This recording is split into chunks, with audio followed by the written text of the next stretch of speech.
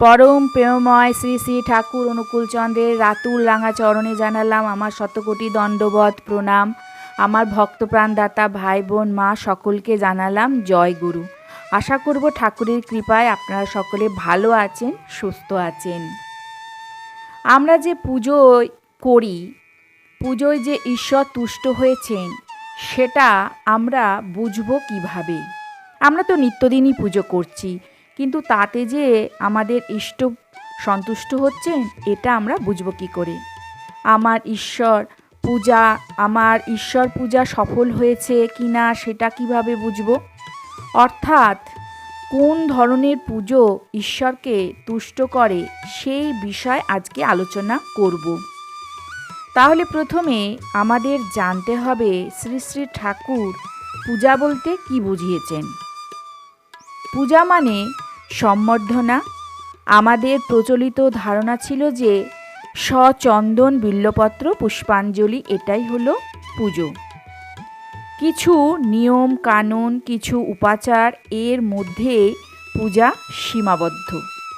কিন্তু ঠাকুর কি বললেন? ঠাকুর বললেন পূজা একটা বৃহৎ ব্যাপার এবং সেটা সমগ্র জীবনকে নিয়েই পূজার পরিসর। আমরা দৈনন্দিন জীবনে নিত্যদিন কিন্তু পুজো করি। পুজো বলতে শুধু দেবদেবীর পুজো নয়, দেখতে গেলে আমরা যেখানে কর্ম করি সেখানকার যিনি অধিপতি অর্থাৎ বস তাকে পুজো করি এবং বাড়ির গৃহকর্তাকে আমরা পুজো করি। এখানে পূজা বলতে আমরা বাড়ির কর্তা বা অফিসের বসকে তুষ্ট করার চেষ্টা করি। তারা যাতে খুশি হয়, তুষ্ট হয় সেই চেষ্টাই করি। তাদের মনকে ভালো রাখতে চেষ্টা করি। অর্থাৎ কথায় আছে না যে দেবতা যাতে সন্তুষ্ট হয়। যেমন অফিসের বসকে যেভাবে আমরা তুষ্ট করতে পারবো, বাড়ির কর্তাকে সেই একই উপায়ে কি তুষ্ট করতে পারবো? এটা তো নাও হতে পারে। যেমন মহাদেব কেবল বেলপাতা আর একটু ফুল দিয়ে পুজো করলেই তাতে তুষ্ট হন। আবার এমন অনেক দেবতা আছেন, তাদের পূজার পদ্ধতি কিন্তু আলাদা, পূজার সামগ্রী কিন্তু আলাদা। অর্থাৎ আসল বিষয়টি হলো আমি যাকে পুজো করছি তিনি কিসে খুশি হন, তিনি কিসে তুষ্ট হন সেটা আমাকে জানতে হবে এবং তিনি যেভাবে তৃপ্ত হবেন, তুষ্ট হবেন তাকে সেইভাবেই তুষ্ট করতে হবে। আর আমরা যে পুজো করি, যেমন বাড়ির কর্তাকে বা অফিসের বসকে, এর পিছনে কিন্তু আমাদের স্বার্থ জড়িয়ে থাকে। যেমন অফিসের বসকে তুষ্ট করতে পারলে আমার পদোন্নতি হবে, ইনকাম বাড়বে এবং বাড়ির কর্তাকে যদি আমরা তুষ্ট করতে পারি তাহলে বাড়িতে শান্তি বজায় থাকবে, অশান্তি কম হবে, ঝঞ্ঝাট কম হবে, ঝামেলা কম হবে। এই রকম কিছু একটা চাহিদা কিন্তু আমাদের মধ্যে থাকে। যেমন ধরুন সরস্বতীর যে পূজা আমরা করি, যাকে আমরা বাগদেবী বলি, তাকে আমরা পূজা করি কেন না? তাকে পূজা করার একটাই উদ্দেশ্য হচ্ছে যাতে আমাদের পড়াশোনা ভালো হয়, পরীক্ষার ভালো ফল করতে পারি। আবার ধরুন সিদ্ধিদাতা গণেশের যে পুজো করা হয়, তাকে কেন পুজো করা হয় না? যখন আমাদের সিদ্ধির প্রয়োজন হয় তখন আমরা সিদ্ধিদাতা গণেশের পুজো করি।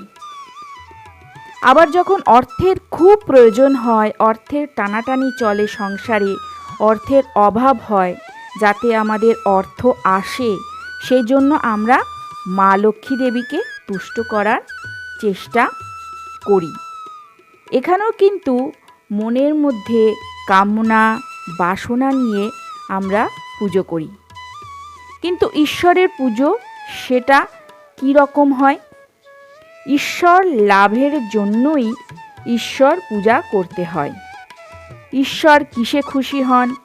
আসলে ঈশ্বর পূজা আলাদা করে কিছু পূজা করাই যায় না, কারণ তার কোনো ইচ্ছাই নেই। তিনি আমাদেরকে সৃষ্টি করেছেন, তাই আমরা সবাই তিনি, আর আমাদের যা ইচ্ছা সেটাই তার ইচ্ছা। আমার পূজা সার্থক হলো কি না তার দুটি লক্ষণ হলো, দুটির মধ্যে প্রথমটি হলো আমরা যার পূজা করছি তিনি যেভাবে পুজো পছন্দ করেন সেইভাবে পুজো করছি কি না। আর দ্বিতীয়টি হলো আমি যে আশায় পুজো করছি সেই আশাটা কতটা পূর্ণ হলো। এটা দিয়েই বোঝা যাবে আমার পুজোটা সার্থক হলো কি না। এবার আসা যাক পরম দয়াল কোন পূজায় খুশি হতেন। পুজোর মধ্যে ভক্তের কিছু নিবেদন থাকে, সুতরাং ঠাকুরকে অতি সামান্য জিনিস যদি ভক্তি ভরে ভালোবেসে নিয়ে নিবেদন করা হয় তিনি তাতেই খুশি হন। পরম দয়ালকে তার ভক্তরা অন্তরের ভালোবাসা নিয়ে ভক্তি ভরে যা নিয়ে আসতেন ঠাকুর তাই গ্রহণ করতেন এবং সেটাকে মাথায় তুলে রাখতেন। ভক্তিই হলো আসল জিনিস, আসল উপাচার। যখন আমার সত্তা সম্বর্ধিত হবে আমি তখনই বুঝব আমার ঈশ্বরের পূজা সার্থক হয়েছে। আমি নিত্য পূজা করছি, কিন্তু আমি যোগ্য হয়ে দক্ষ হয়ে উঠলাম না, আমি জীবনে সফল হতে পারলাম না, তার মানে আমি তো পূজা করে যাচ্ছি কিন্তু ঈশ্বরকে তুষ্ট করতে পারলাম না। ফলে এর দ্বারাই বুঝতে পারবো যে আমি ঈশ্বরকে সন্তুষ্ট করতে পারলাম কিনা।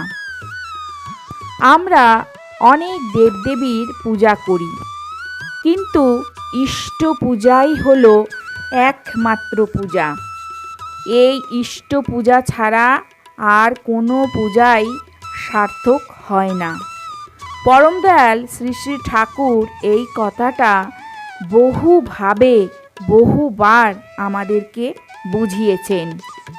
এক ভক্ত ঈশ্বরকে প্রশ্ন করলেন, হে ঈশ্বর, তোমার পূজা আমি কিভাবে করব? তোমাকে কিভাবে তুষ্ট ও তৃপ্ত করব? ঈশ্বর সেই ভক্তটিকে বললেন, তুমি নিজে খুশি থাকো এবং অন্যকে খুশিতে থাকার সুযোগ করে দাও, তাতেই আমি তুষ্ট হব, খুশি হব। সুতরাং এর থেকেই বোঝা যায় যে ঈশ্বর ভক্তের কাছে কিছুই চান না, একটু ভক্তি ও ভালোবাসা ছাড়া। ভক্তরা খুশি থাকলে তিনিও খুশি থাকেন।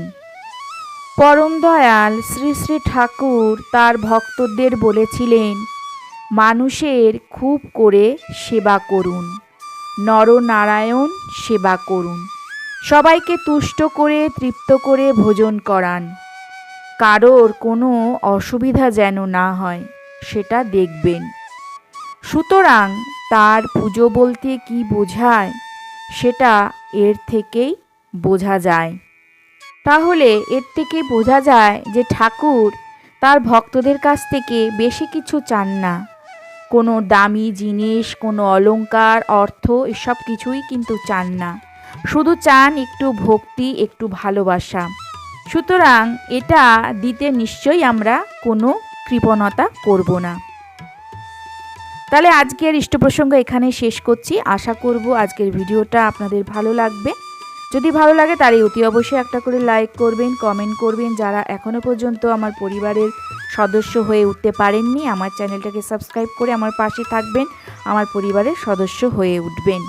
আপনারা সবাই ভালো থাকুন, সুস্থ থাকুন, আনন্দে থাকুন। ঠাকুরের কাছে এই প্রার্থনা করি, ঠাকুরের আশীর্বাদের হাত সদা সর্বদাই আপনাদের মাথার উপর থাক, আপনারা খুশিতে থাকুন। কালকে আসছি আর একটি নতুন ভিডিও নিয়ে। সবাই ভালো থাকুন। জয় গুরু।